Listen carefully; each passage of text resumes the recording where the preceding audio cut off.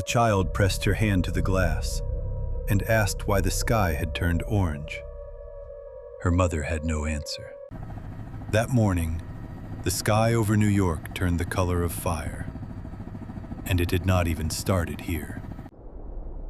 Chicago disappeared beneath it.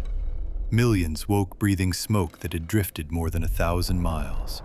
Strangers stared at a sky that made no sense and reached, without thinking, for something to cover their faces. But this was not just another fire season. It became one of the worst fire disasters in North American history, and it forces a question we can no longer avoid. How does an ordinary forest become a wall of fire nothing can stop? For most of us, fire is small, something you put out. This was something else entirely.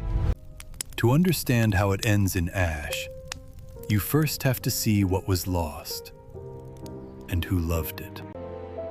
For generations, Canada's boreal forest stretched across nearly 1.5 billion acres. One of the largest living things on the planet. So vast you could lose whole countries inside it. It was home to bears, wolves, and moose, a wilderness older than any country that surrounds it. And it was home to people. Small towns wrapped on every side by trees and by quiet. In one of those towns lived a family like any other, a porch, a dog, a daughter who loved the woods. To her, the forest was never danger. It was a backyard with no fences and no end. And every summer, fire came. It always had. Some of these trees are built to need it. A gentle fire clears the old and wakes the new. For thousands of years, that was the deal. But something changed. Longer heat waves, less rain, warmer winters. The forest that once drank deep began to dry from the inside. Every fallen branch became kindling. And it wasn't only Canada. Across the western United States, the fires grew meaner every single year. Larger, hotter, harder to stop. And then came the season that stunned the world. In just a matter of weeks, hundreds of separate fires erupted. Some from lightning, some from a single careless moment. All available units, the wind shift is pushing the fire towards the town. I repeat, immediate response requested at the county line. At first they were far away, aglow behind distant hills. Nothing this town hadn't seen before. But the wind turned, and the fire began moving faster than anything on the ground could run. One night, the glow appeared at the edge of their street, and it was not slowing down. Then the phones screamed, mandatory evacuation. Minutes to decide what a whole life fits into. There was no time to choose well, only to choose fast. Keys, the dog, the child. She took the dog and one small toy she could not leave behind. And one last look at her room. Outside, a whole town became one long line of taillights, crawling blind through the smoke. No one spoke. The girl watched the only home she had ever known glow smaller behind the glass. Some of them would never come back. Homes that had stood 100 years were gone before sunrise. Firefighters came from around the world, brave, exhausted, and hopelessly outnumbered. They fought for weeks with almost no sleep. But you cannot outrun a fire that makes its own wind. And then, a second disaster began, one no plane could fight. The smoke itself started to move.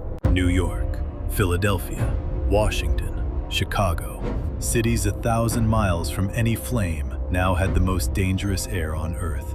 Schools shut their doors. Flights froze. Hospitals filled with people who simply could not breathe.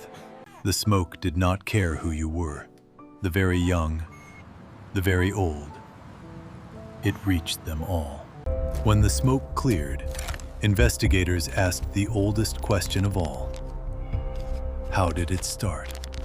A lightning strike, a forgotten campfire, a power line, a single cigarette in dry grass.